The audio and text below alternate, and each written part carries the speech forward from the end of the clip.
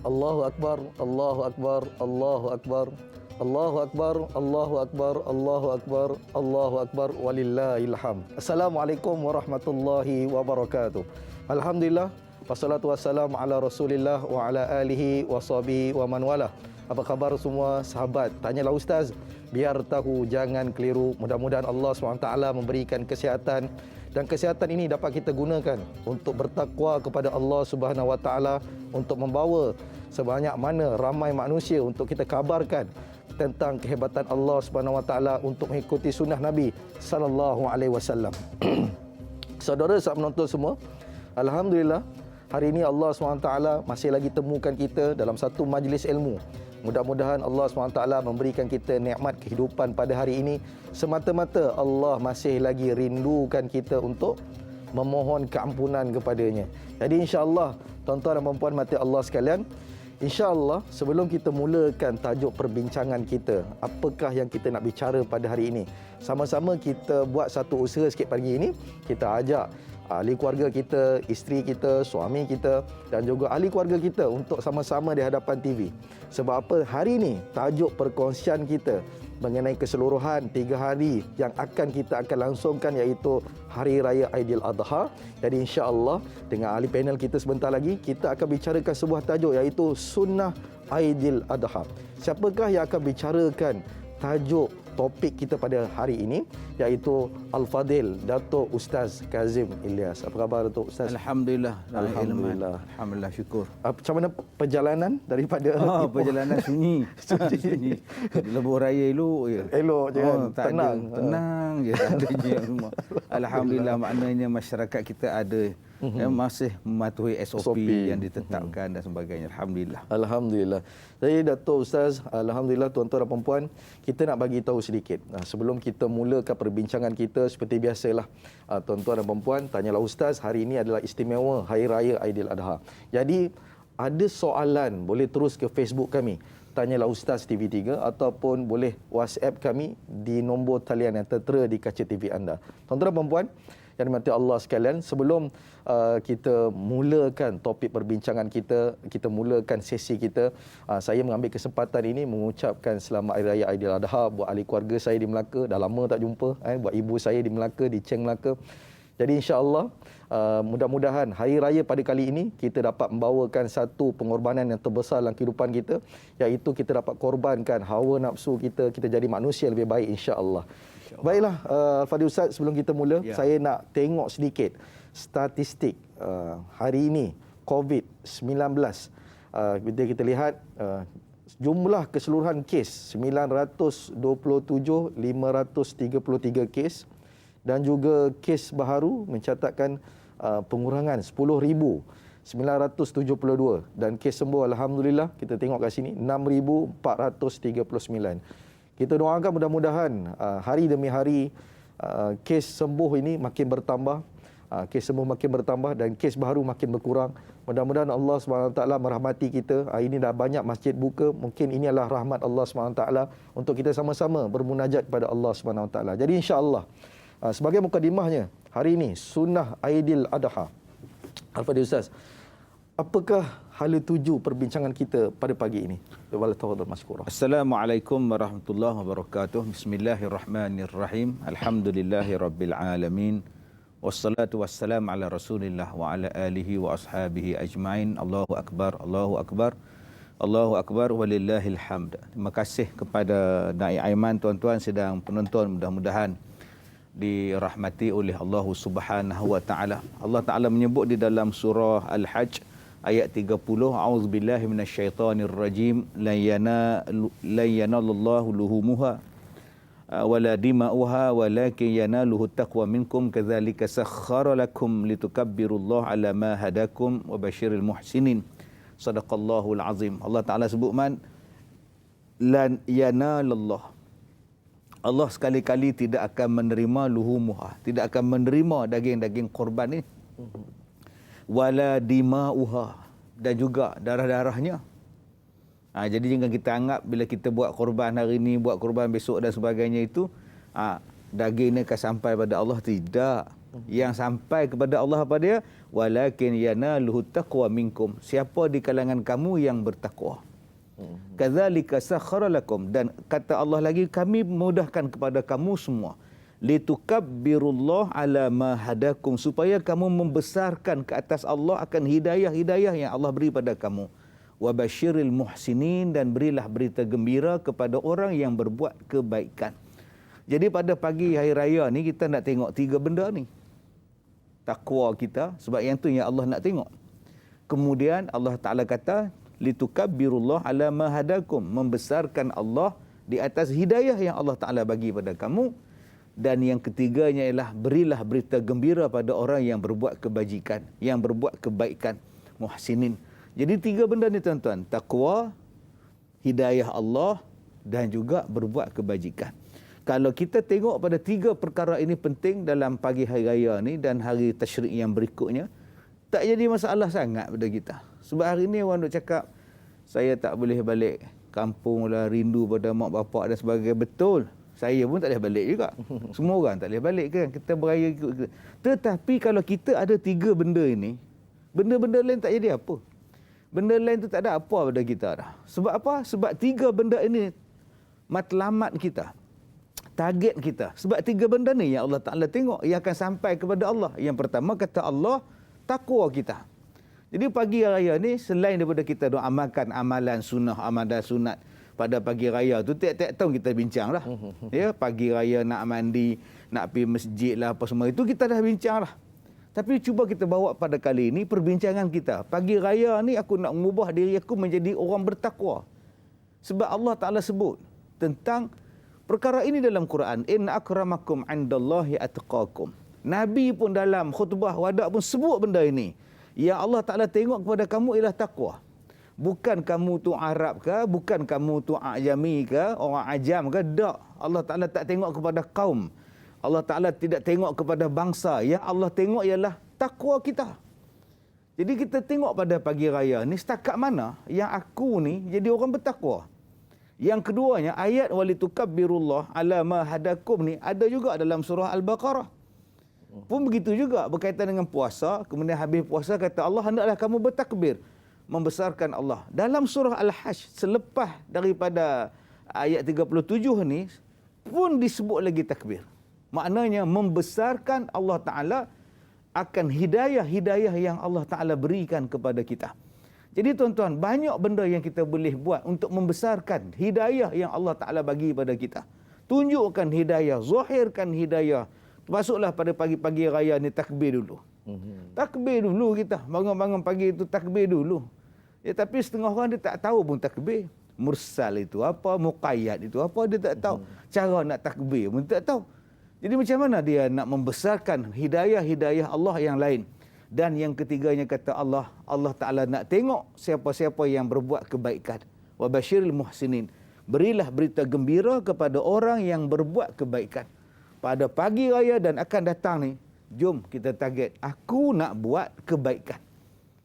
Jadi kebaikan apa? Kebaikan ni sangat luas, insya-Allah tuan-tuan. Perbincangan kita pada pagi ini, insya-Allah kita akan fokuskan ataupun kita akan bawa perbincangan dalam suratul Hajj ayat 37 tentang korban, tentang kehendak Allah untuk jadikan kita orang yang bertakwa, membesarkan hidayah Allah dan jadilah kita orang-orang yang baik. Masya Allah. Ini satu peringatan untuk kita semua.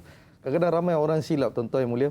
Dia kata hari ini kita korban sebab apa? Daging sampai kepada Allah SWT. Bukan itu yang sampai, tapi kata Al-Fadhil Ustaz yang kita semua kena maklum, iaitu takwa yang Allah SWT nak lihat. Jadi insya-Allah tuan-tuan yang mulia, kita nak mulakan dengan Fadhil Ustaz. Tadi Ustaz kata kita ada takbir. Ya. Takbir ni sebenarnya dia lepas sembahyang ataupun sepanjang waktu kita boleh takbir Ustaz. Baik. Sebenarnya. Silakan. Alhamdulillah, terima kasih Da'i Hilman. Tuan-tuan, kalau ikutkan daripada semalam kita dah boleh takbir dah. Daripada subuh, selepas subuh semalam tu, 9 Zulhijjah tu kita dah boleh takbir dah. Sebab tu ada orang yang bertakbir pada subuh semalam. Takbir selepas sembahyang dia. Kemudian malam tadi kita boleh takbir dah lepas maghrib tu sepanjang-panjang. Sampai sekarang kita boleh takbir lagi. Takbir ni panjang-panjang lah. Bersambung, sambung.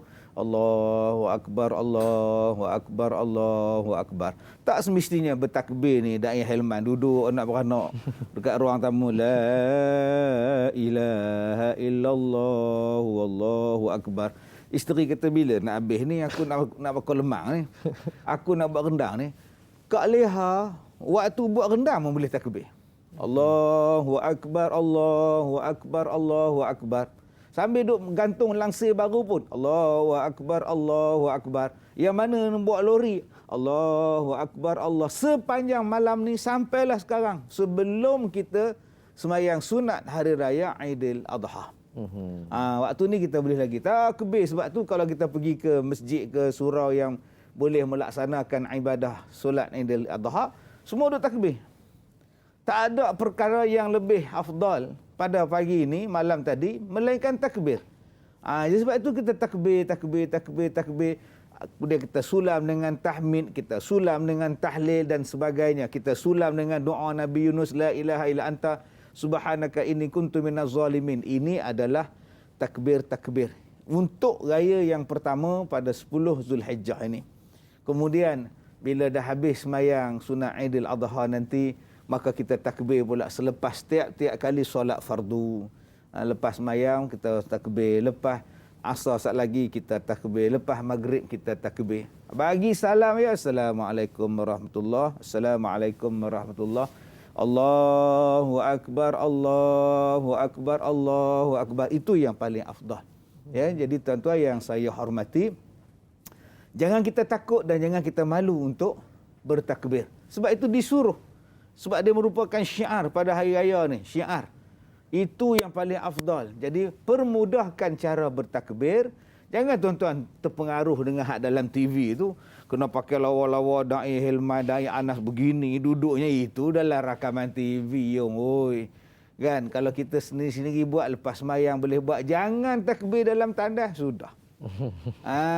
Jadi tuan-tuan yang mana ada karaoke di rumah tu, apa masalah takbir? Kita boleh duk karaoke lagu macam-macam di rumah. Tapi kenapa tak karaoke? Takbir. Bersambung-sambung dia. InsyaAllah tuan-tuan, Allah Ta'ala akan tinggikan darjat kita. Mudah-mudahan ampunkan dosa kita. Kerana memperbanyakkan walitukabbirullah ala ma hadakum wa la'allakum tashkurun. Mudah-mudahan kita jadi orang yang bersyukur pada pagi raya ni. Sebab membanyakkan takbir kepada Allah. Masya Allah. Itu tuan-tuan yang mulia, terima kasih pada Ustaz. Itu perkara yang pada afdal kata Ustaz, bila makna hari raya ni kita kena banyakkan bertakbir kepada Allah Subhanahu Wa Taala. Inilah amalan yang paling bagus dan juga kita amalkan selepas solat, sehinggalah ini waktu yang kita ada tuan-tuan, sampailah hari ketiga, hari tasyrik, insya-Allah. Kita nak ambil satu pemanggil yang bertuah yang pertama di pagi ini. Assalamualaikum warahmatullahi wabarakatuh. Waalaikumsalam warahmatullahi wabarakatuh. Ya, Tuan Ilyas Abu Bakar, apa khabar? Hitam Pulau Pinang. Assalamualaikum Datuk Ustaz dan juga Waalaikumsalam. Osman. Ya. Selamat Hari Raya. Sama Raya. Ya. Saya nak tanya mengenai selain daripada 3 perkara yang Ustaz bagi Ustaz terangkan tadi. Kalau di rumah ni lah kita banyakkan memfokuskan amalan-amalan di bulan puasa saja. Kita tidak ambil berat dalam di bulan haji ni, orang kata Aidil Adha ni. Seperti bersedekah, selawat, membaca Quran. Kita hanya tumpukan kepada korban, penyembelihan itu saja. Selain daripada itu, adakah perkara-perkara lain seperti solat sunat Aidil Adha dilakukan di rumah, yang seperti Ustaz Kazim katakan tadi, bertakbir. Kadang-kadang kita ni tak belajar takbir, hanya jadi kekok. Ya. Seperti kita ketua keluarga ni, sepatutnya ada ilmu lah, kena belajar. Tapi kita jadi kekok. Nak bertakbir dari malu depan-depan anak dan isteri. Nak minta pencerahan daripada Ustaz Kazim untuk membuang perasaan malu tu. Dan juga adakah amalan-amalan lain yang boleh kita lakukan dalam rumah ni, dengan keluarga. Itu saja. Terima kasih. Assalamualaikum warahmatullahi wabarakatuh. Waalaikumsalam warahmatullahi wabarakatuh. Terima kasih kepada Tuan Ilyas atas soalan yang diberikan.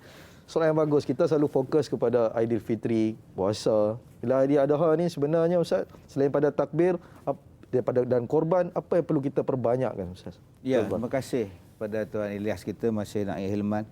Yang pertama saya nak sentuh tentang sambutan ataupun perayaan Aidil Adha, Aidil Fitri.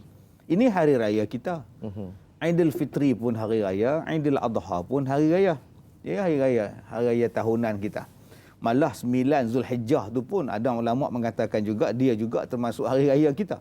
Hari yang disunat kita berpuasa, hari yang diampunkan dosa kita dan sebagainya. Tapi yang disebut Aidil Adha, Aidil Fitri, 2 hari raya. Satu. Yang kedua, tuan-tuan, kenapa yang hari ini kita nampak Aidil Adha macam tak ada apa-apa? Sebenarnya Aidil Fitri itu pun kalau kita tengok betul-betul lah, dia pun macam tak ada apa-apa. Bagi setengah kita tak ada juga. Sebab apa yang Aidil Fitri itu orang raikan? Sebab apa Aidil Fitri itu orang sonok? Kadang-kadang peranan masyarakat, masalah masyarakat kita tu menjadikan sesuatu tu jadi hebat. Peranan tu. Misalnya cuba tengok kalau Aidil Fitri, hiburan ataupun lagu tentang raya saja duk ada beratus. Tiap hari sebelum nak sambut hari raya Aidil Fitri itu, seminggu radio duk pasang lah. Naik kereta pasang, rumah pasang. Sebab tu rasa nak raya tu melonjak lah. Kemudian sambutan-sambutan yang diperbuat baik di dalam media dan sebagainya tentang rancangan hari raya cukup banyak. Seminggu tu iklan dah. Sempena Aidil Fitri, saksikan rancangan ini, rancangan itu, rancangan ini. Jadi masyarakat secara tak langsung dia jadi. Yang pertama sekali media. Sebab tu kita minta kalau boleh akan datang media main peranan supaya menggambarkan, menyeronokkan sambutan Aidil Adha. Dan juga kita lihat jualan-jualan mega. Ya, orang seronok sangat Aidil Fitri ni pasal apa? Tak ada apa pun. Tapi pasal ada jualan mega tu. Supermarket, mall sana buat jualan mega. Sampai kuih-kuih raya ni punya banyak. Aidil Adha ni habis kuat lemang je orang buat tepi jalan. Kuih raya, kuih semprit apa semua. Malah buat hak amari pun tak habis lagi. Perasaan kita nak raya tu tak ada. Yang ketiga, tuan-tuan yang saya hormati, cuti pun pendek. Malah ada yang tak bagi cuti pun Aidil Adha. Habis kuat cuti sehari. Berbeza dengan cuti di Aidil Fitri. Berhari-hari. Cuba kita naikkan cuti itu panjang. Cuba tengok hari Tasyrik. Hari ini hari raya. Besok ada lagi 3 hari, 4 hari raya. Menunjukkan bahawa Aidil Adha besar nak dibandingkan dengan Aidil Fitri. Tapi sayang tuan-tuan, yang besar macam ni orang kecilkan. Jadi mungkin kita boleh naikkan cuti supaya membolehkan masyarakat kita berkorban. Hari raya Aidil Adha bukan setakat mengerjakan ibadah korban semata-mata. Walaupun tidak ada amalan yang baik melainkan berkorban pada hari raya. Itu yang paling besar sekali. Tetapi banyak amalan-amalan lain yang kadang-kadang kita tak semarakkan. Contohnya Encik Alias sebut tadi, Tuan Alias sebut tadi tentang takbir. Selepas semayang, berapa ramai mak bapak yang bertakbir. Sekarang kita duduk dalam PKP. Sekolah tutup. Nak pergi ke mana pun. Apa salahnya buat sembahyang berjemaah. Lepas sembahyang jemaah, bapak takbir, anak-anak sambut. Kita kena semarakkan. Yang kedua, tuan-tuan yang saya hormati, kita kalau kita tak boleh ziarah pada hari raya ni dihadkan dan sebagainya, tetapi tidak menghalang kita untuk berbuat kebajikan. Baik. Kita sekarang ada COD lah, apa balahan telefon ni hantar rumah sana, han ni pergi hantar rumah sana. Masih lagi boleh bersedekah untuk menyemarakkan Aidil Adha. Jangan kita selalu mengambil nak balik kampung tak boleh, nak pergi jalan tak boleh, tak tahu dah sekarang ni. Kita selalu menjadikan benda itu, sedangkan banyak cara lain untuk menyemarakkan Aidil Adha ini, insya-Allah. Mana kata bukannya semata-mata kita duk pandang benda tu saja. Ziarah menziarahi, hantar barang tu pun dah kira dah menjalinkan silaturahim, insya-Allah. Tuan-tuan yang mulia, jadi insya-Allah kita akan berehat seketika. Tanyalah Ustaz akan kembali lagi selepas ini. Biar tahu, jangan keliru.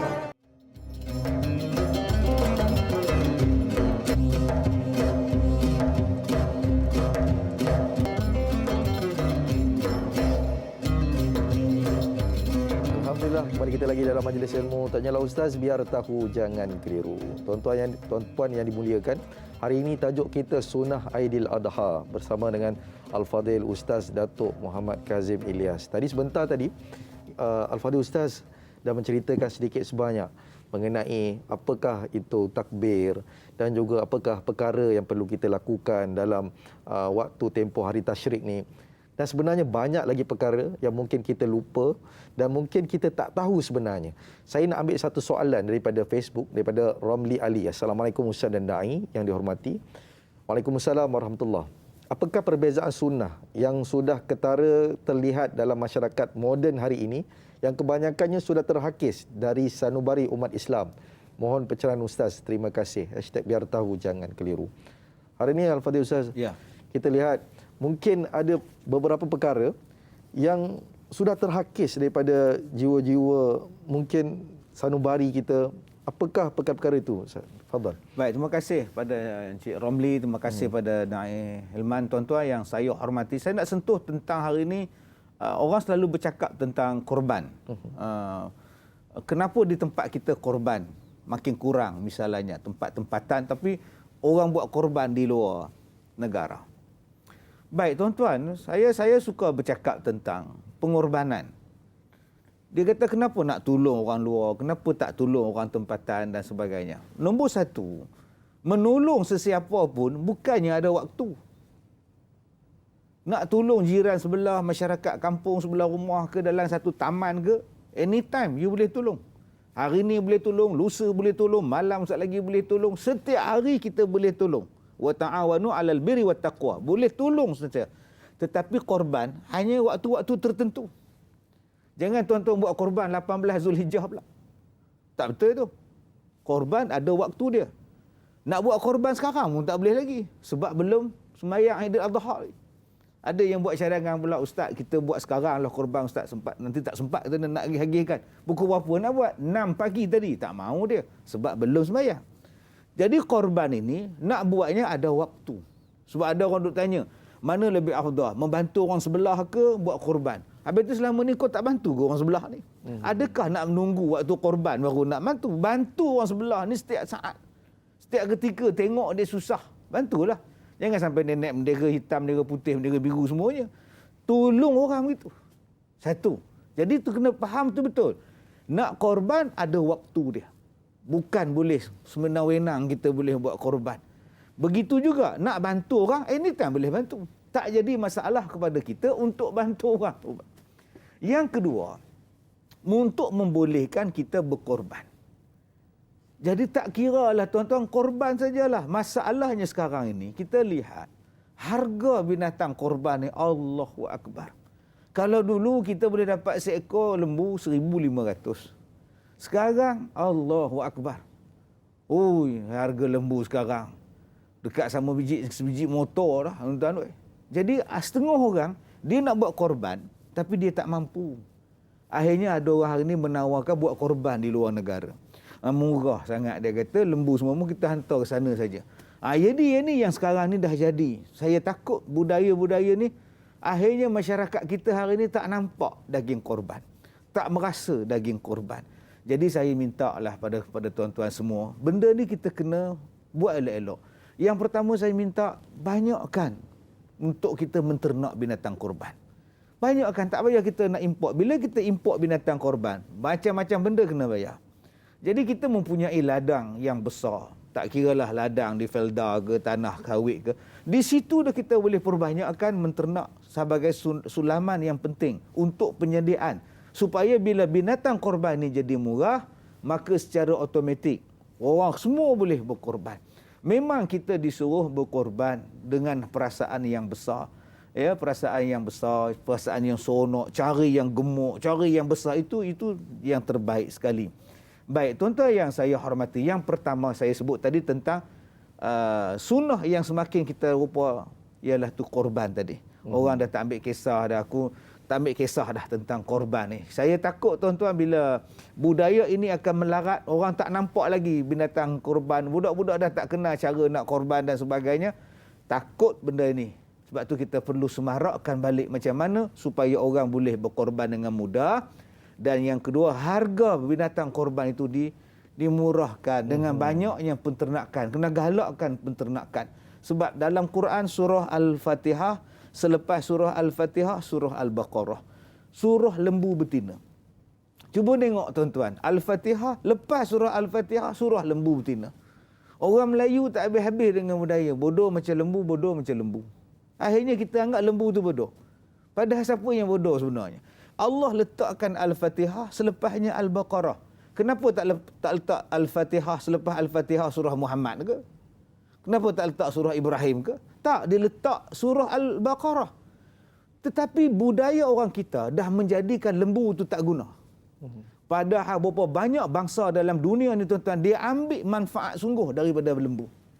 Ada negara yang mengusahakan lembu tenusu. $1 trillion tuan-tuan dalam setahun bisnes lembu yang berasaskan kepada susu. Begitu juga ada negara yang berasaskan kepada daging, mengimport lembu-lembu dia. Lembu dia lagi banyak daripada rakyat dia. Bayangkan. Itu negara Mak Saleh, negara orang putih. Mereka pun nampak benda ni yang disebut oleh Allah dalam Quran tentang Al-Baqarah. Kulit dia, daging dia, sel dia yang banyak manfaat untuk kita. Tapi kadang-kadang umat Islam tuan-tuan melupakan sunnah ini, melupakan perkara yang disebut oleh Allah tentang penternakan binatang kambing, binatang unta, binatang lembu. Kita lebih banyak bertelagah. Pagi raya ni pun duk bertelagah lagi. Tak habis-habis bertelagah. Yang ustaz sama ustaz bertelagah tentang boleh tak boleh, boleh tak boleh. Yang orang ni tak habis-habis bertelagah. Akhirnya banyak benda yang boleh dibuat bila kita bekerjasama, bila kita bersatu hati, kita tinggalkan begitu sahaja. Termasuklah ibadah korban. Dan yang kedua yang saya sebutkan pada tuan-tuan tadi, perkara yang takut ditinggalkan ialah tentang, bukan kata Hari Raya Aidil-Adha aja, Hari Raya Aidilfitri juga. Kalau dulu budaya kita kunjung-mengunjung, ziarah menziarah ni dah jadi satu resam yang cukup besar. Tetapi bila adanya gadget-gadget, bila adanya benda ni, kadang-kadang dia menjauhkan yang makin jauh. Patutnya dia mendekatkan yang jauh dengan budaya dengan ni. Tapi kalau dulu, kalau anak-anak cucu balik kampung, semua cari, dia tak cari opah dulu. Dia tanya wifi dulu. Kan? Dia cari wifi dulu. Tok, wifi berapa? Dia tak cari opah dia duduk masak dua-dua di belakang tu. Sampailah dunia, rumah dia luas, tapi dunia dia kecil. Rumah besar, anak hanya duduk dalam bilik. Kawan dia ialah handphone dia, gadget dia, itu saja kawan dia. Dunia dia hanya bilik dia. Jadi kalau bolehlah tuan-tuan, pada hari raya ni, kita cuba keluar tengok, banyaknya benda kita boleh buat. Banyaknya manfaat yang kita boleh buat. Saya dulu-dulu waktu kita kecil-kecil dulu, perkara yang paling orang suka ialah menunggu postman. Duduk depan tangga tu, kalau postman lalu tengok ada tak surat aku, postman singgah tak. Mungkin Da'i Hilman tak sempat tengok postman naik basikal. Zaman saya postman naik basikal lagi, begini kayu basikal. Ada raga depan tu. Satu kebanggaan tau kalau postman datang. Kemudian tukar postman naik motor besar pula, dah ada dua tepi kiri kanan pula. Kemudian baru tukar motor ES5. Seronok tu kalau postman datang. Dia datang ke rumah kita, seronok sangat. Tuan-tuan, kita hari ni seronok tu apa? Bila orang hantar makanan sampai. Bila yang kita order sampai. Macam PKP sekarang ni, bapak ni kerja buka pintu pagar je. Anak macam-macam duduk, nona. Satu kegembiraan bila kita tunggu sampai. Oh, seronok. Apa kata tuan-tuan? Benda tu kita bagi orang lain seronok. Wa basyiril muhsinin. Bagi orang lain seronok. Baik. Kita order untuk orang lain, kita order orang lain. Sebab kita nak ziarah dah tak boleh. Nak pergi rumah dia, hari ni nak pergi rumah pun orang takut. Ni mari rumah aku ni pula salam pula, aduh. Nampak orang takut. Sekali lagi ni mari ramai-ramai ni sekali berjangkit pula, aduh takut. Tak apalah, tak payah pergi, tak apa. Kita supaya mengelakkan fitnah, tak apalah, kita nak jadi baik. Kita bagi orang seronok. Boleh sebenarnya. Betul. Tapi masalah dia, budaya nak memberi tu tak ada. Apa salahnya tuan-tuan, pada pagi raya ni kita hantar pada orang hadiah, kita memberikan kegembiraan. Tambah-tambah kalau orang itu berada dalam keadaan susah. Ya, kalau sekarang mungkin keluarga dia terkena penyakit COVID, mungkin berada di hospital dan sebagainya. Berikan kegembiraan kepada mereka, Berikan kesabaran kepada mereka sebab Allah Taala sebut dah alladzina idza asabathum musibah qalu inna lillahi wa inna ilaihi raji'un. Jangan dah makin susah hati, hari raya ni pun kita tambahkan susah hati lagi dengan tidak ada kegembiraan untuk mereka. Itu Al-Fadhil Ustaz. Terima kasih banyak peringatan yang saya kira satu nasihat, teguran dan tamparan untuk kita semua, untuk kita memikirkan sesuatu. Lepas Al-Fatihah, Al-Baqarah, apakah keindahan, apakah matlamat, apakah kelebihan yang ada pada lembu itu sendiri. Itu pun kita kena buat kajian demi kajian dan memahami. Tuan-tuan yang mulia, yang dimuliakan, insya-Allah kita akan ambil satu pemanggil yang daripada Pekan Pahang, Haji Omar Abdul Majid. Assalamualaikum. Waalaikumsalam warahmatullahi wabarakatuh. Dai Hilman dan Datuk Kazim Ilyas. Ya, saya Omar Abdul Majid dari Felda Cini Timur 3 Pekan Pahang. Assalamualaikum Datuk dan Dai. Waalaikumsalam Ya, warahmatullahi. selamat Hari Raya Aidiladha kepada Datuk dan juga Dai ya. Alhamdulillah, terima kasih. Ya, jadi soalan saya begini Datuk. Sejak dari kecil lagi Datuk ya, saya lah daripada arwah ibu dan ayah saya dulu. Apabila tiba je Hari Raya Aidiladha, dia pun berpesan, nak tak payahlah beria sangat raya haji ni untuk orang yang buat haji je. Kita di tanah air ni tak payahlah nak beria sangat menyambut meriah macam hari raya puasa ataupun hari raya Aidilfitri itu Datuk. Ya. Jadi soalan saya Datuk, perkara ini menjadi budaya pula. Apabila raya Aidiladha selepas sembahyang sunat dah tak ada apa dah Datuk. Jadi kalau nak berkorban tu ialah adalah juga Aidilfitri, tapi tidak semeriah Aidilfitri. Kerana mereka ada yang cakap Aidilfitri kita dah meraihkan kemenangan berpuasa melawan hawa nafsu selama sebulan. Itu pula alasannya. Jadi soalan saya Datuk, bolehkah kita beranggapan begini sedangkan hari raya korban, hari raya haji Aidiladha ini cukup besar dan sehingga takbir sehingga boleh hari tasrik 3 hari selepas itu. Jadi kalau raya puasa lepas sembahyang sunat Aidilfitri dah tak ada apa dah Datuk. Jadi mereka membezakan antara Aidiladha dengan Aidilfitri. Aidilfitri lebih meriah, Aidiladha tak ada kurang kemeriahannya. Itu soalan saya Datuk dan Dai. Terima kasih banyak Datuk dan Dai. Assalamualaikum. Waalaikumsalam warahmatullahi wabarakatuh. Terima kasih kepada Haji Omar Abdul Majid atas soalan yang diberikan. Tuan-tuan yang kami muliakan, kita selepas ini insya-Allah kita akan terbang ke Muzdalifah untuk kita bersama dengan jemaah-jemaah haji di sana. Jadi terus setia dengan Tanyalah Ustaz sehingga ke akhir rancangan. InsyaAllah kita tahu situasi bagaimanakah rakyat Malaysia yang berada di sana ketika waktu COVID-19 dan pandemik ini. Jadi Al-Fadhil Ustaz, Ya. soalan Tuan Haji Omar Abdul Majid tadi ni soalan yang bagus. Sebab apa? Daripada kecil sebenarnya pun kita dididik bila mana hari raya Aidilfitri, lepas sembahyang kita enjoy, seronok, gembira, ada bagi duit raya dan sebagainya. Tapi bila mana hari raya Aidiladha, mungkin orang-orang berumur pergi ke masjid untuk korban dan sebagainya. Jadi mungkin tidak ada rasa keseronokan dan sebagainya. Jadi bagaimana kita nak ubah persepsi ini dan kita nak jadikan kebesaran hari raya Aidiladha ini dapat dirasai oleh setiap genap umur masyarakat, insya-Allah. Baik. Silakan. Yang pertama sekali, ubah nama. Sebab tu manusia ni dia nak buat apa-apa pun dia rebranding. Nama diubah, nama syarikat diubah, malah ada yang ubah nama negara pun. Banyak ubah. Dulu negara lain nama lain pula negara ni. Sebab dengan nama itu dia menjadikan sesuatu yang bertukar. Orang Melayu suka sebut hari raya haji. Kenapa tak panggil hari raya korban? Kenapa tak panggil hari raya Aidiladha? Bila faham hari raya haji, orang yang buat haji raya, Kumur tak payahlah raya, kumur bukan buat haji, pakai benong di rumah, kata orang Perak. Buat apa? Nama tu penting. Sebenarnya hari raya korban ataupun hari raya Aidiladha. Bila kita sebut hari raya korban ataupun hari raya Aidiladha, semua orang buat. Kalau kita sebut hari raya haji, macam Cik Umar sebut tadi lah, yang pergi haji je nyambutnya, padahal yang pergi haji pun dia pun tak sambut raya, dia sibuk melontar semuanya. Dia pun tak tahu korban dia di mana. Jadi tuan-tuan yang saya hormati, nama tu penting. Sebab kita dah membiasakan begitu. Lepas sembahyang sunat hari raya kita korban. Bagus. Kenapa selepas tu tidak ada aktiviti lain? Sebenarnya tuan-tuan, hari raya korban kita boleh masak. Allah sebut dalam Quran kan, fakulu minha wa at'amul ba'isal faqir. Ambil daging korban ni, buat masakan. Bila kita masak, sebahagiannya pula kita bagi mentah pada orang susah. Bagi mentah pada orang fakir. Buat masakan, panggil orang makan. Bagi orang makan, kalau tak boleh panggil sekarang ni. Bagi orang makan, menyemarakkan. Dan pula orang kita pula faham bahawa daging korban ni kena makan dalam tempoh 3 hari. Kena dapat 10 kilo daging helman, tak kepitam mak ngah tu. Naik darah tinggi dia. 10 kilo makcik perabih ni yang naik darah tinggi. Daging korban boleh dimakan selama mana daging tu masih elok. Kalau akikah kita masak bagi orang makan, tapi korban kita bagi mentah. Dan tak salah kita masak.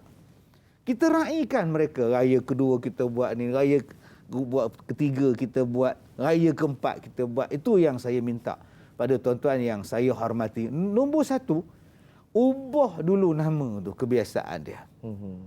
Dan kita lihat pada hari raya puasa ataupun Aidilfitri, manusia meraikannya dengan baju yang baru semua. Mari datang raya korban ni, lepas-lepas sembahyang raya je semua buka baju, semua pakai baju sebab nak korban. Lepas-lepas tu balik dah busuk semua dengan darah daging apa semua. Langsung kita tak merayakan lagi. Kita masih ada lagi 2, 3, 4 hari lagi untuk kita merayakan. Jadi mungkin hari yang pertama kita mungkin comot, kita buat kerja korban misalnya. Tetapi selepas itu kita mula nak merayakan dia dengan perayaan yang menyeronokkan kita, yang menggembirakan kita. Ingat kecil-kecil dulu, kalau lepas raya je pergi rumah orang. Lepas sembahyang raya pergi rumah orang. Budak-budak ni berjalan pergi rumah orang. Kemudian petang tu pula dapat duit raya pergi ke pekan. Beli pistol air. Budak-budak akan main pistol air. Seronok tuan-tuan. Tapi bila datang raya Aidil Adha tak ada tu. Budak-budak pun tak keluar rumah. Kalau pergi ke rumah orang halau pula. Buat apa ni? Datang ramai-ramai. Nak raya pakcik. Tak ada maknanya raya balik. Itu dia. Bila kita dah tak meraikan, yang bagi seronok raya ni siapa? Yang bagi seronok raya ni budak-budak. Cuba tengok raya puasa. Yang bagi meriah budak-budak. Yang datang rumah kita banyak pada hari raya Aidilfitri, budak-budak. Kadang-kadang tukar baju. Pukul 10 baju lain, pukul 12 baju lain. Rasa macam kena budak ni tadi. Rupanya dia datang ambil duit raya je. Lantak dia lah. Orang dewasa sibuk, dia kurang ziarah pada hari raya ni. Yang duk bawa batalion ke rumah ni, yang jadi meriah ni ialah budak-budak. Yang kedua yang menjadikan meriah Aidilfitri ni siapa dia? Anak-anak muda. Pakai baju cantik-cantik, naik motor, segak-segak semua. Tapi bila datang Aidil Adha, hilang budak-budak muda, hilang anak-anak. Sebab itu kemeriahan mula merasa kurang. Naikkan balik dua benda ni, anak-anak kecil dan remaja, insya-Allah. Insya-Allah, itu nasihat untuk kita semua tuan-tuan yang mulia. Ya, insya-Allah kita akan berehat seketika. Kembali lagi selepas ini, biar tahu jangan keliru.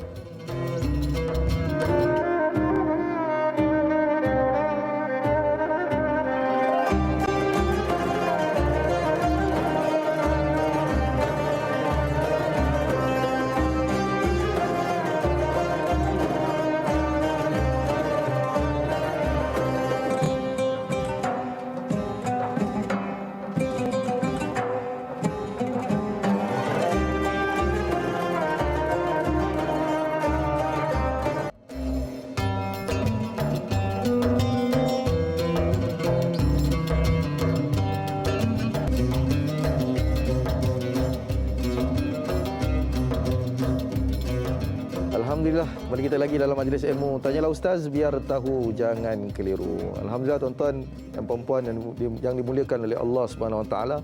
Hari ini topik kita sunnah Aidil Adha, yang mana ahli panel kita iaitu Al-Fadhil Ustaz Datuk Muhammad Kazim Ilyas sebentar tadi dah ceritakan kepada kita sedikit sebanyak perkara-perkara yang perlu kita memperkasakan. Di antaranya kita kena perbanyakkan fokus kepada anak muda dan juga budak-budak kecil dan juga remaja, yang mana mereka inilah yang memeriahkan suasana Hari Raya Aidil Adha. Tuan-tuan yang mulia, insya-Allah kita akan ke Muzdalifah. InsyaAllah kita akan bersama dengan seorang panel kita iaitu Al-Fadhil Tuan Haji Yusram Yusof. Assalamualaikum warahmatullahi wabarakatuh. InsyaAllah tuan-tuan yang dimuliakan, siapakah Tuan Haji Yusram ini? Tuan Haji Yusram ini rakyat Malaysia yang terpilih sebagai salah seorang daripada 60,000 jemaah haji, yang mana kesemuanya adalah jemaah haji antarabangsa. dan 263 jemaah haji Malaysia yang mana mereka ini tinggal di Arab Saudi. Dan tuan-tuan, daripada 60,000 ini 149 negara yang mana orang-orang ni semua mereka ini tinggal di negara Arab Saudi dan mereka terpilih untuk menunaikan haji pada tahun 1442 Hijrah ini. Jadi inilah merupakan tahun kedua kerajaan Arab Saudi membuka ibadah haji kepada rakyatnya dan juga warga antarabangsa yang tinggal dan bekerja di negara itu. Tuan-tuan dan puan-puan yang dimuliakan, sebelum itu kita nak kenal siapakah Tuan Haji Yusram Yusof. Suka untuk saya memperkenalkan beliau. Beliau sebelum ini adalah pernah bersama dengan TV3, iaitu penyiar di TV3 dalam rancangan, antaranya termasuklah rancangan Malaysia Hari Ini MHI, iaitu sekitar awal tahun 2000. Dan hari ini kami berbesar hati untuk bersama dengan beliau untuk kita tahu sedikit suasana apakah yang sedang berlaku di sana dan hari ini beliau di mana dan bagaimanakah keadaannya, mungkin tenang dan sebagainya. Jadi insya-Allah kita bersama dengan Tuan Haji Yusram Yusof. Apa khabar tuan? Assalamualaikum. Waalaikumsalam. Alhamdulillah. Alhamdulillah. Macam mana keadaan, sihat ke tuan? Ya, keadaan alhamdulillah sihat walafiat. Sekarang ni kami sedang mabit atau bermalam di Muzdalifah sementara menanti untuk kembali ke Mina sebentar lagi. Masya-Allah. Tuan, Tuan Haji, boleh tak kita nak teruskan kepada soalan? Hari ini kita pertama sekali kita dah selamat bergabung balik di TV3 dan juga TV9 menerusi program Tanyalah Ustaz. Kan hari ini lebih kurang macam pertemuan semula insya-Allah. Sebagai permulaannya, bagaimana proses pendaftaran? Pendaftaran bagi jemaah haji pada tahun 1442 Hijrah ini di saat pandemik ini. Bolehkah kita cerita sedikit, Tuan Haji cerita sedikit proses untuk pendaftaran jemaah haji pagi tahun ini? Silakan. Terima kasih. Rasa berdebar pula. Dah lama tak bercakap online sebegini ya. Proses pendaftaran begitu teratur dan sistematik. Pengalaman saya sendirilah sebagai seorang jemaah yang memohon dan ditawarkan, ia adalah satu proses yang begitu mudah. Semuanya online, aplikasi online. Kita diberi peluang untuk semua jemaah sama ada warga Saudi ataupun warga daripada luar negara yang duduk di Saudi Arabia untuk sama-sama memohon melalui aplikasi online. Dan keputusan itu telah boleh dilihat apabila kerajaan Saudi memberi information untuk kita periksa sama ada kita berjaya atau tidak. Semuanya dibuat melalui aplikasi online, begitu teratur dan sistematik. Dan apabila mendapat tawaran, kita diberi pilihan package pertama, kedua dan ketiga bergantung kepada bajet anda, bersesuaian dengan kemampuan untuk memilih package tersebut.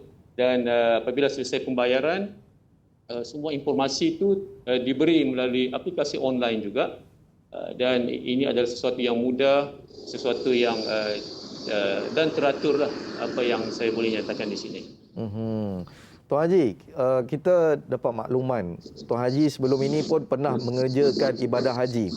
Dan bagaimana situasi perbezaan ibadah haji yang sebelum ini dan ibadah haji yang kali ini yang mungkin diperketatkan dengan SOP dan kita difahamkan Tuan Haji juga daripada Jeddah menuju ke Kota Mekah dalam keadaan mungkin nak melakukan tawaf kudum, sa'i dan sebagainya.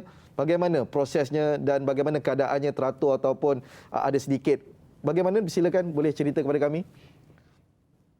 Perbezaan paling ketara daripada segi jumlah jemaah yang mana pengalaman saya sendiri pada 2014 iaitu terlalu ramai biasanya sekitar 2 ke 3 juta orang, tapi pada tahun ini pengalaman pertama saya. Tahun lepas saya tidak dapat menyertai.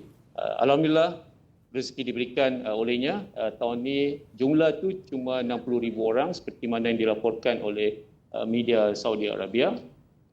Dan yang kedua, daripada segi kawalan SOP disebabkan pandemik ini begitu ketat ya. Contohnya ketika grup saya yang masuk ke Mekah pada hari pertama iaitu hari Sabtu 8 Zulhijjah, kami dikumpulkan di satu tempat sebelum memasuki Mekah, di luar kota Mekah, dan daripada situ kami diperiksa permit haji kami yang sah, kemudian baru diberi tempat untuk menaiki kenderaan iaitu bas seramai 20 orang saja untuk setiap bas untuk memasuki Mekah.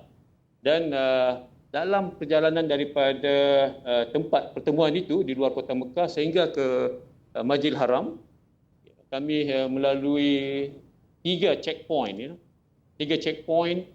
yang mana semuanya diperiksa satu persatu untuk memastikan hanya mereka yang mempunyai permit haji yang sah dibenarkan untuk masuk ke Masjidil Haram.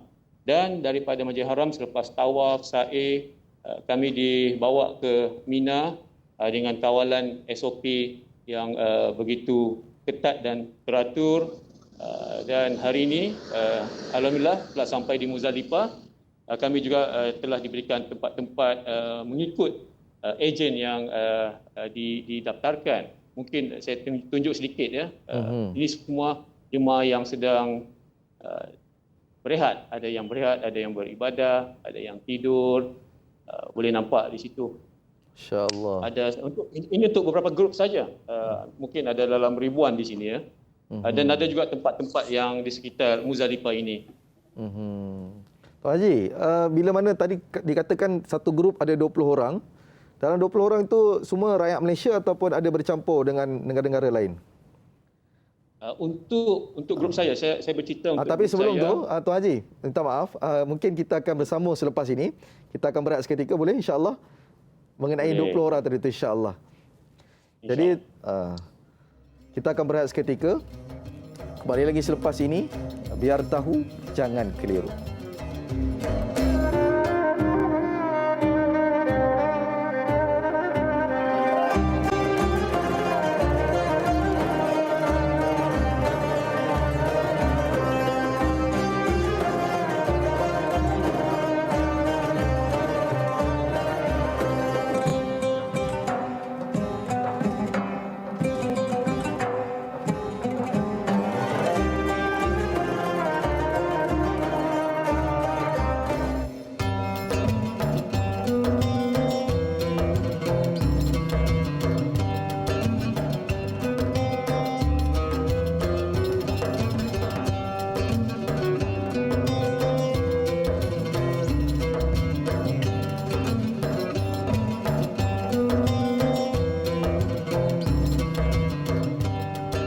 Alhamdulillah, kembali kita lagi dalam majlis ilmu Tanyalah Ustaz biar tahu jangan keliru. Hari ini topik perbincangan kita sunat Aidil Adha, dan sekarang kita bersama dengan seorang jemaah haji iaitu Al-Fadil Tuan Haji Yusram Yusof. Jadi kita nak tanya sedikit sebanyak mengenai situasi di sana, dan tadi kita dah sedikit sebanyak kita dah tahu bagaimana proses dan sebagainya. Sekarang kita nak tanya kepada Al-Fadil Tuan Haji, bagaimana dalam 20 orang jemaah yang bersama dengan Tuan Haji ini, adakah semuanya rakyat Malaysia atau bercampur dengan jemaah-jemaah yang lain? Silakan. Ya, terima kasih. Alhamdulillah untuk grup saya ini seramai 20 orang, kami ada 4 orang. Termasuk saya 4 orang rakyat Malaysia, dan selebihnya daripada pelajar-pelajar yang belajar di Saudi Arabia tapi berasal daripada negara China. Ini untuk grup saya. Masya Allah. Tuan Haji, kita tahu kemuncak bagi ibadah haji ini adalah ketika mana kita berwukuf di Arafah. Dan bagaimana keadaan suasana semalam yang mana mereka berwukuf, dan kemah-kemah penginapan di Mina, adakah lebih selesa sebelum ini dan bagaimana? Silakan.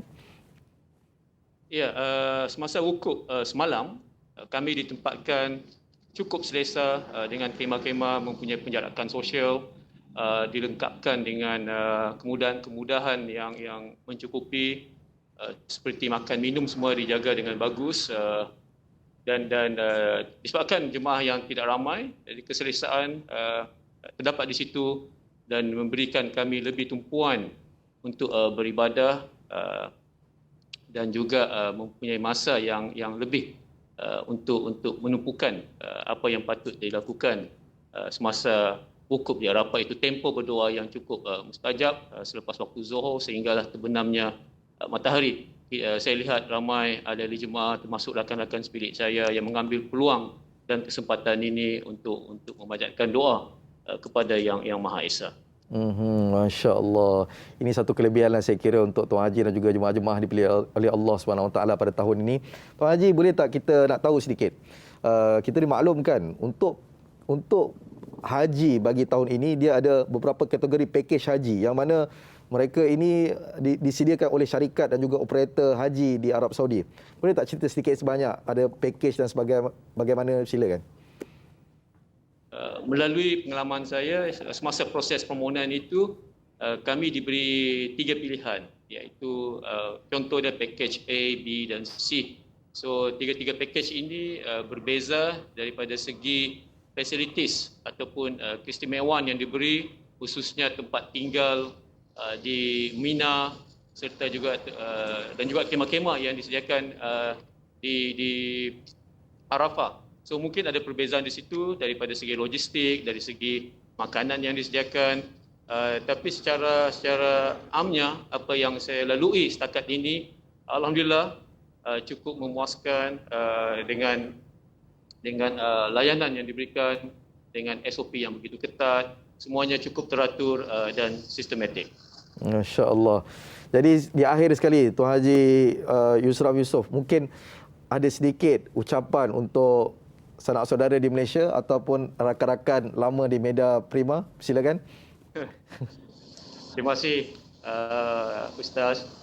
Saya ambil kesempatan ini untuk mengucapkan selamat Eid Al-Adha kepada isteri tercinta saya, Nurizati Azudin, serta keempat anak saya, Yulfi, Yushua, Yusuf dan Sarah. Juga untuk kedua kakak saya yang berada di Sabah, Yusna Yusuf, Yusmanik Yusuf serta suami dan keluarga mereka. Yang istimewa juga ibu bapa mertua saya di Pulau Pinang, Azudin Nordin dan Hamidah Muhammad, dengan ucapan selamat Idul Adha.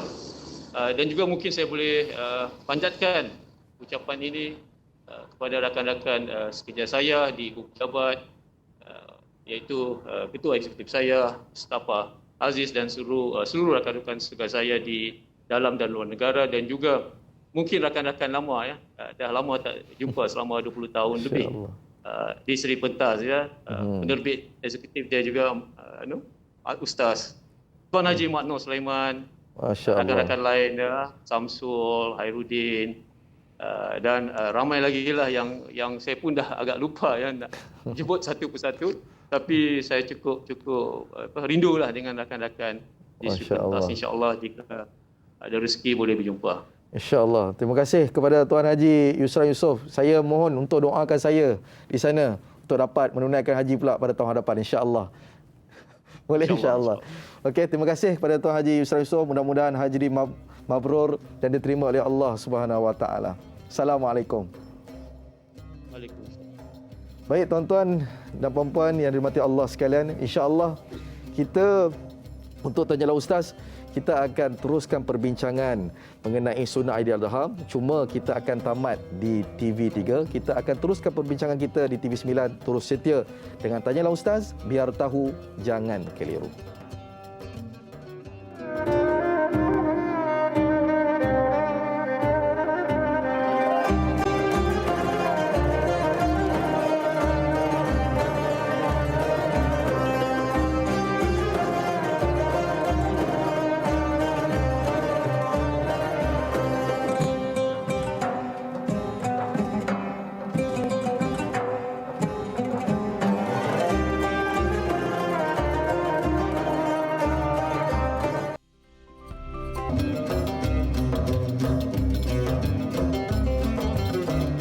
Alhamdulillah, kembali kita dalam majlis ilmu Tanyalah Ustaz, biar tahu jangan keliru. Tanyalah Ustaz istimewa Ramadan dibawakan khas oleh Agro Bank. Agro Bank menawarkan Agro Farah Ai. Dapatkan bonus tambahan secara bulanan sebanyak 50% daripada jumlah keuntungan hibah dengan akaun simpanan Agro Farah Ai tertakluk kepada terma dan syarat.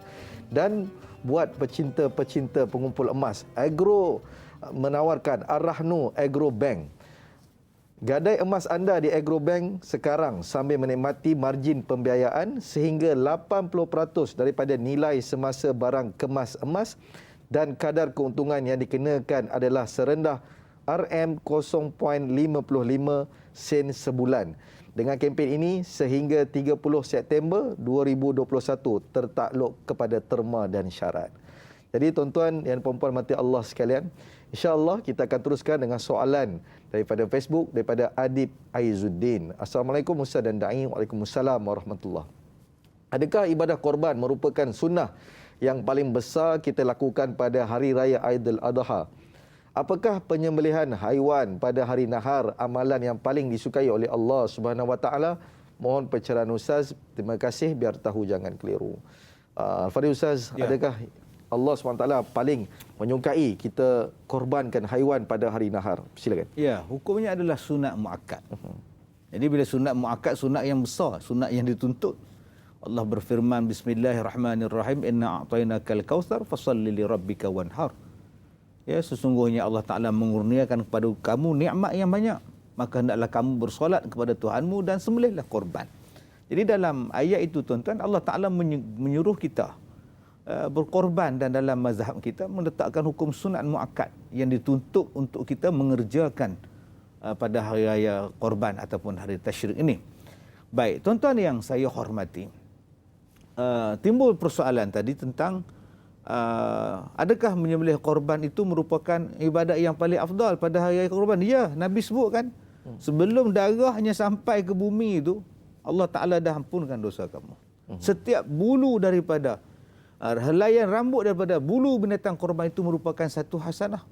Likulli sya'ratin, setiap daripada rambutnya minas sufuf hasanah, adalah satu kebaikan daripada bulu dia. Bayangkan berapa banyak daripada bulu binatang korban, berapa banyak tak terkira kita. Kalau kambing, rambut kita sendiri pun kita tak kira berapa ribu, tambah nak kira bulu binatang, memang tak terkira. Maknanya banyaknya kebaikan yang kita dapat. Yang ketiga tuan-tuan, kita kena galakkan masyarakat kita buat korban. Kita selalu bagi alasan tak mampu. Padahal kalau kita kira satu bahagian RM800 misalnya, kalau kita kira mungkin dalam sehari kita simpan RM2.5, kita dah boleh buat dah. Kalau kita betul-betul nak berkorban. Jadi tahun ini kita mungkin tak sempat dah. Mungkin boleh lagi, mungkin tak ada duit. Tahun depan kita mula menyimpan. Untuk apa? Untuk berkorban. Yang kedua, kalau rasa tak mampu nak korban, permudahkan. Allah Ta'ala bagi mudah kita. Ambil kambing.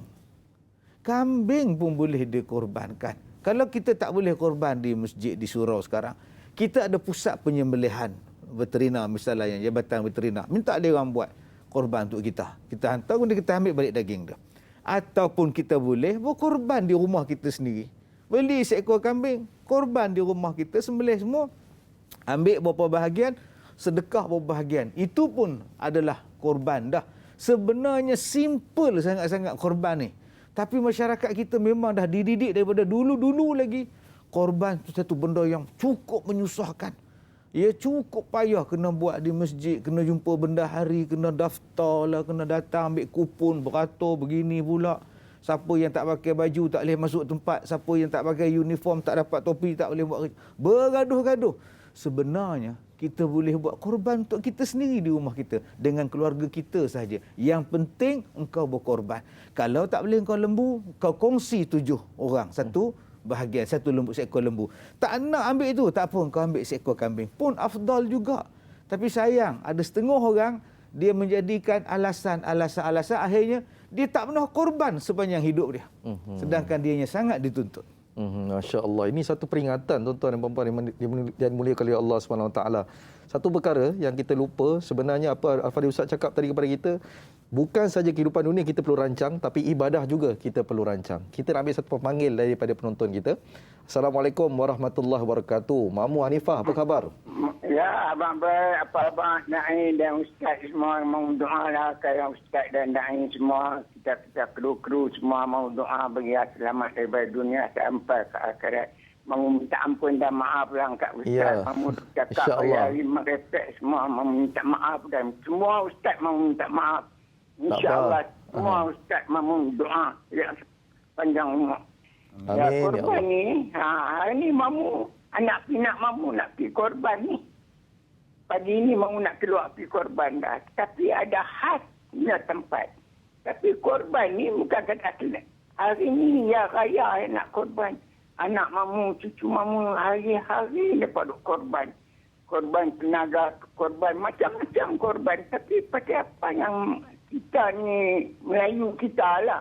Pasal apa yang pergi jadi lagu ni, nak korban ni, pergi jadi satu masalah. Korban ni senang lah. Buat lagu ustaz, Ilai kata tak, di rumah pun boleh, di mana pun boleh buat apa yang kita duk buat. Kalau kabut sangat tak boleh pergi masjid korban, kita nak tak mau buat. Yang pulangnya ni lepas apa yang manusia kita ni, diri mamu pun jadi lagu tu. Pasal apa yang jadi lagu tu. Yang tu ustaz tolonglah. Nasihat kat mamu dan nasihat kaum keluarga mamu semua sekali. Assalamualaikum warahmatullahi wabarakatuh. Waalaikumsalam warahmatullahi wabarakatuh. Itu satu. Mamu minta kita nasihat daripada Al-Fadhil Ustaz. Hari ini mungkin macam Ustaz cakapkan tadi, ramai orang bagi alasan dan sebagainya.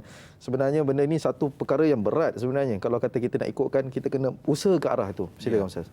Baik, tuan-tuan yang saya hormati, tadi kita sebutkan tentang perancangan. Ya, kita boleh rancang bila kita nak kahwin, kita boleh rancang nak beli kereta apa, nak tengok bajet gaji, nak tengok berapa bulanan. Kita boleh rancang. Tapi kenapa kita untuk diri kita, nama dia ibadat, kita tak memudahkan diri kita untuk merancang nak buat ibadat. Bukan setakat merancang untuk nak buat korban. Merancang bagaimana membolehkan aku berkorban. Okey, katakan Ustaz, saya nak buat korban Ustaz, tapi macam Mamu sebut tadi lah, ada SOP ni tak boleh.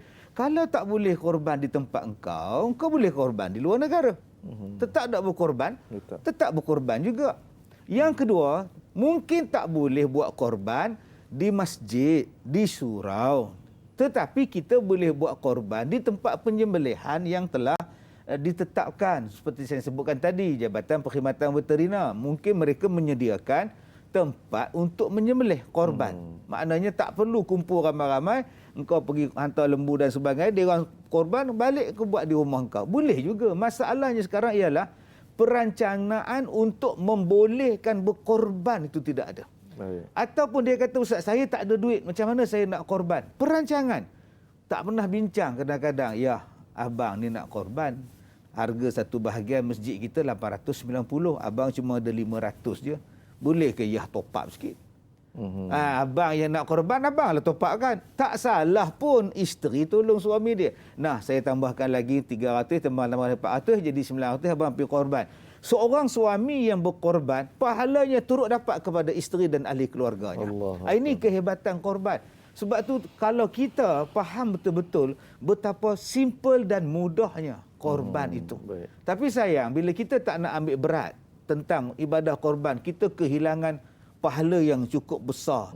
Ya, sebab Allah Taala sebut dalam Quran tentang ganjaran yang menanti kepada orang yang berkorban ini. Kita hari ini faham hari raya dalam dunia aja.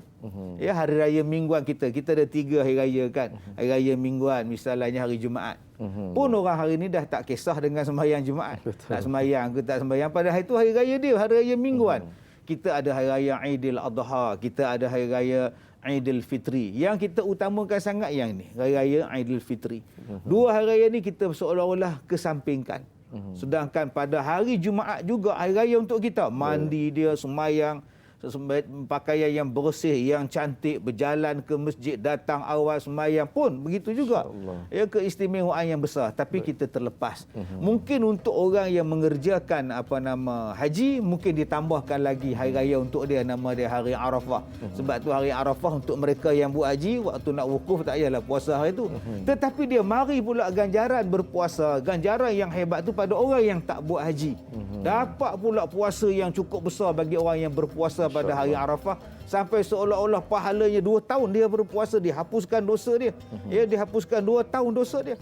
Jadi tuan-tuan yang saya hormati, peluang untuk kita nak dapatkan pahala, peluang untuk kita nak dapatkan ganjaran ni sentiasa dibentangkan oleh Allah. Allah permudahkan tadi, sebab tu ayat yang saya bacakan tadi, sakhara lakum, Allah memudahkan kamu Masalah dia di mana kita ambil kemudahan itu. Masya Allah. Ini satu perkara yang perlu kita perkemaskan, tuan-tuan yang dimuliakan oleh Allah SWT. Kita kena sedar perkara ini. Pasal kita punya ibadah, kita kena rancang dan kita usahakan ke arah ni. Jadi insya-Allah kita akan berehat seketika. Kembali lagi selepas ini. Biar tahu, jangan keliru.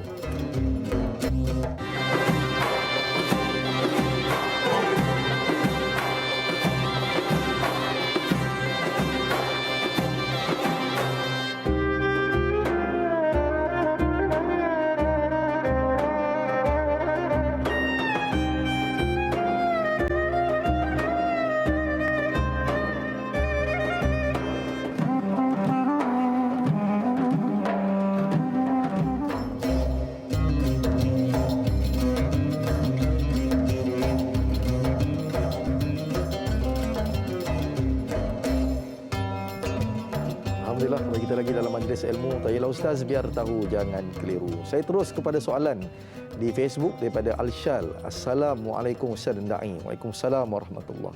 Bagi wanita yang di dalam uzur syar'i dan nifas, apakah amalan-amalan sunnah yang boleh diamalkan agar sama-sama dapat meraih pahala dan memuji-muji kebesaran Allah SWT bagi menghidupkan sunnah-sunnah baginda Nabi SAW pada hari raya Aidiladha. Jadi Ustaz, mungkin orang perempuan dia pun nak raih juga. Ya. Kita lelaki ni macam-macam benda boleh buat. Depa nak puasa pun waktu itulah period dan sebagainya dengan izin. Jadi apakah amalan depa boleh lakukan? Silakan. Terima kasih Syah, terima kasih Da'i Hilman. Tuan-tuan yang saya hormati, sembahyang hari raya Aidilfitri beza sikit, cara dia, cara menyambutnya beza sikit dengan Aidiladha. Kalau Aidilfitri kita nak sembahyang sunat hari raya tu, kita sunat makan dulu, sarapan dulu kan, sebelum kita nak pergi sembahyang. Tapi untuk sembahyang Aidiladha, kita sarapan selepas dia, lepas sembahyang baru kita makan. Itu afdal, itu sunat dia.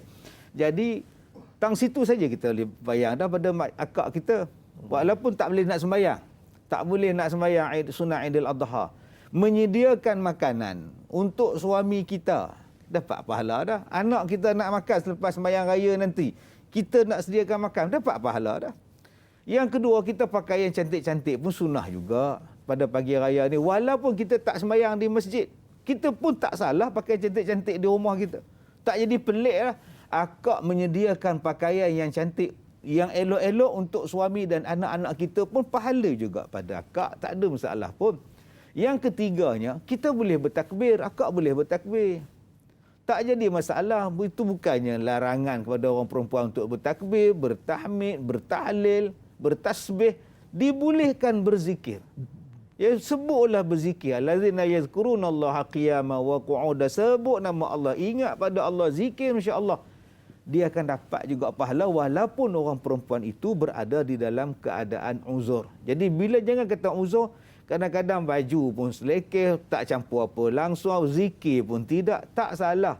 Saya macam tadi Helman kita sebut tentang perancangan untuk buat ibadah. Kadang-kadang kita tak rancang pun, kita nak tasbih berapa kali. Dia kena tetapkan target kita.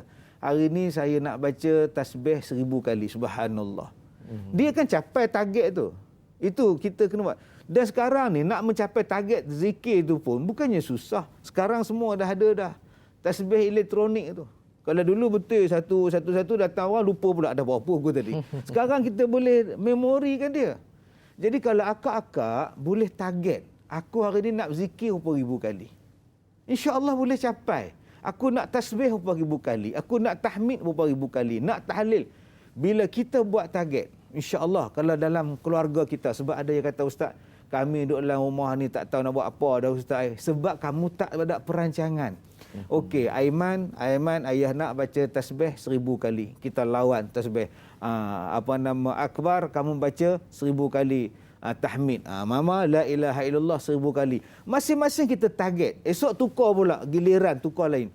Sebenarnya dia akan menjadikan seronok. Walaupun kita tahu kita berada dalam SOP, dalam PKP dan sebagainya, memang kita tak dapat nafikan adanya perasaan-perasaan tak seronok dan sebagainya. Tapi kita kena faham, kita berada dalam suasana yang pandemik dan sebagainya. Kita beribadah, kita buat sesuatu amalan, sebenarnya kita boleh rancang sesuai dengan sesuatu keadaan.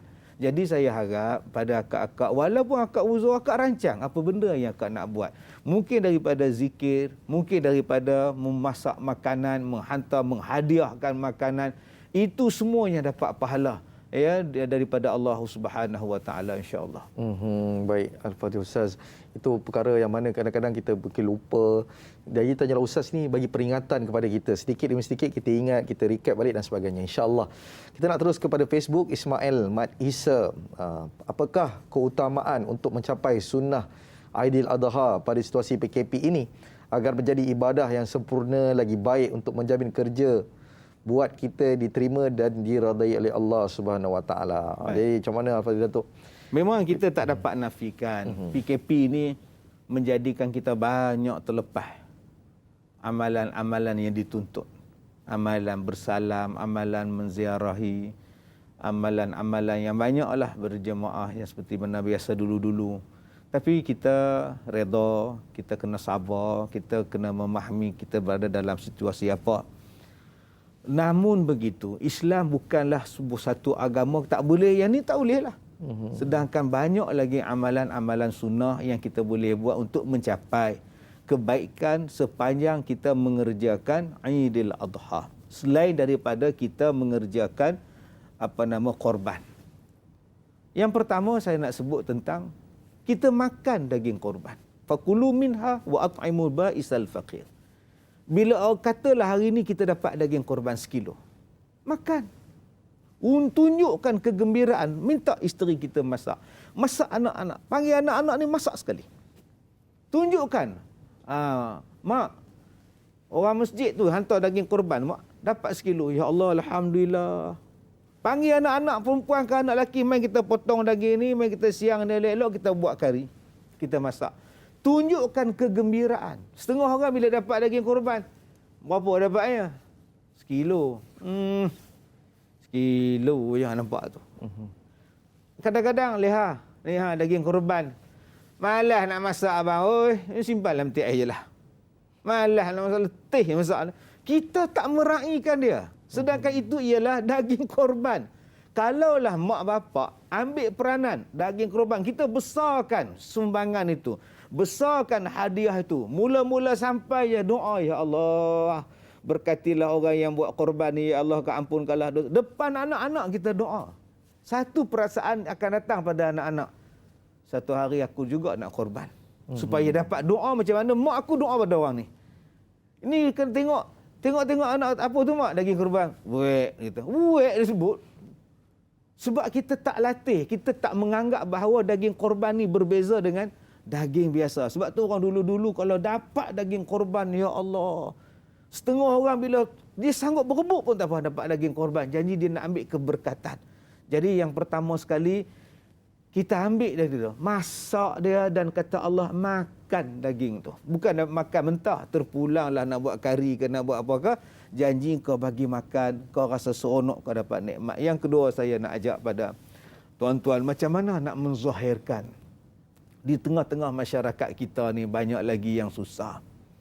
Banyak yang terkesan dan sebagainya. Jadi kalau boleh, kalau kita ada agak yang berlebihan, ada kelebihan pada saat ini, jom kita berikan sumbangan, derma dan sebagainya. Supaya mereka turut merasai bahawa ini adalah hari raya korban. Ya, sebab dah lah susah, pendapatan tak ada dan sebagainya, daging korban pun tak ada. Lagi dia tak rasa hari ini adalah hari raya korban. Jadi kalau orang macam ni kita kena semarakkan. Saya suka tengok dulu-dulu kalau Aidilfitri, kita suka bawa anak yatim pergi shopping, beli baju raya, 1 bah, 2 bah pergi belinya. Tapi bila datang hari raya Aidil Adha, diam je. Tak ada pula nak sponsor dia orang ni buat. Jadi kalau boleh, kalau kita rasa kita mampu, kita tahun depan kita tolong korbankan untuk orang. Ni Makcik Leha, saya bagi untuk Makcik Leha sekian ni. Kok Makcik Leha nak korban? Macam mana orang buat haji kan? Ada yang sponsor pergi haji. Apa salahnya? Sama-sama dia merasai bahawa dia turut terlibat di dalam ibadah korban ataupun dalam perayaan sambutan Aidil Adha. Kita sendiri semarakkan kalau kita ada kelebihan. Sebab hari ni orang suka tunjukkan kemewahan, orang suka tunjukkan kelebihan dia dalam media sosial.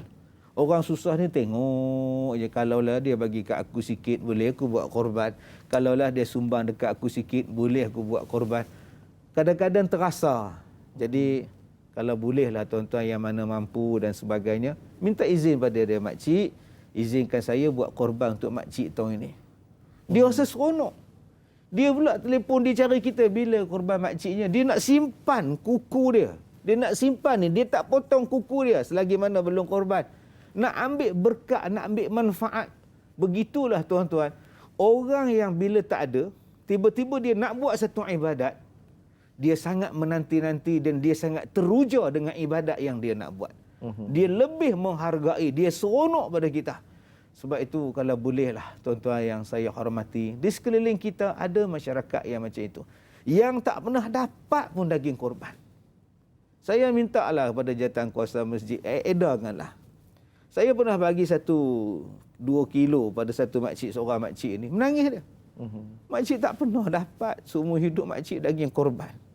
Aduh, kita rasa sedih pula. Kita pergi hantar, saya pergi hantar dengan van, bagi-bagi. Makcik tak pernah dapat, menangis dia. Dalam hati saya kata kalau makcik pergi masjid selalu dapat, insya-Allah. Tapi ada orang yang tak boleh pergi, tak nak pergi. Bila kita bagi tu, dia rasa menangis. Kadang-kadang jawatankuasa hanya bagi pada orang tertentu. Apa salah kita bagi kalau banyak? Bagi pada orang yang tak pernah datang masjid pun kita bagi. Bila kita bagi dekat dia, tuan, ini kami bagi daging korban ni, tuan. Oh, saya tak bagi ke masjid pun dapat ke? Kami bagi semua. Alhamdulillah, terima kasih. Dia masuk ke dapur, dia bagi ke isteri dia. Ni lihat, orang masjid bagi daging korban. Ya Allah, abang. Ingat dia orang kepada kita, abang. Kita ni tak pernah pergi masjid, abang. Itulah saya suka abang pergi masjid, abang tak nak. Tengok dia orang tak nak, lupa kita. Lama-lama dia pergi ke masjid. Ini tidak. Kita suka ada budaya boykot. Jangan bagi, itu tak pernah datang. Itu pun tak pernah datang. Lama-lama tak datang dia. Kadang-kadang kita tak mencuri hati orang pada waktu Aidil Adha ni untuk dia datang kepada kita. Untuk sama-sama mengimarahkan rumah Allah. Sama-sama bergotong royong. Sama-sama bekerja sama. Kadang-kadang kita lupa. Dengan sekilo daging korban tu, dia boleh membuka hati manusia untuk berkasih sayang. Wallahu a'lam. Itu dipanggilkan ta'awanu al-birri wat taqwa. Ya, betul.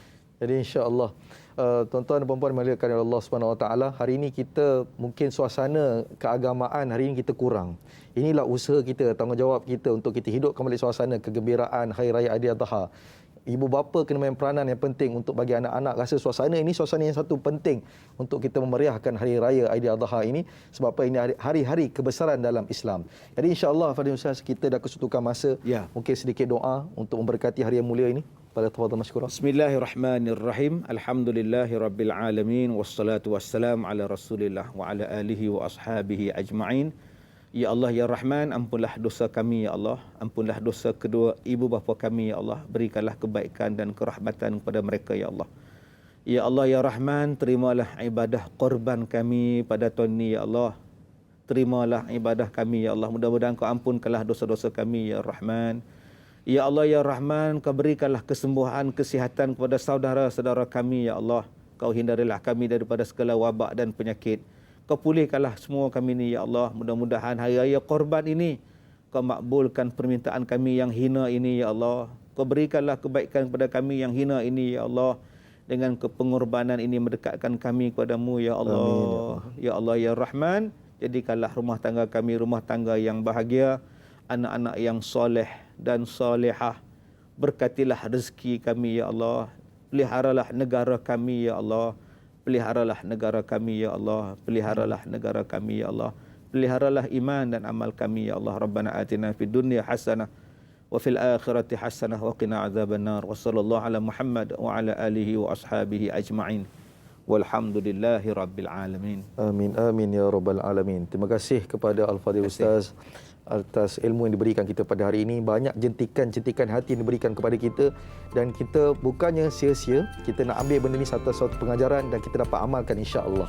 Jadi esok jangan lupa bersama dengan Da'i Azrin dan Al-Fadhil Ustaz Ahmad Fawaz Fazil dengan topik fake wanita. Saya dan Al-Fadhil Ustaz memohon ampun dan maaf sekiranya terkasar bahasa terlebih bicara, dan kami mengucapkan selamat Hari Raya Aidil Adha buat semua penonton setia Tanyalah Ustaz. Mudah-mudahan hari raya ini memberikan satu makna yang besar buat kita semua insya-Allah. Wallahu a'lam. Assalamualaikum warahmatullahi wabarakatuh.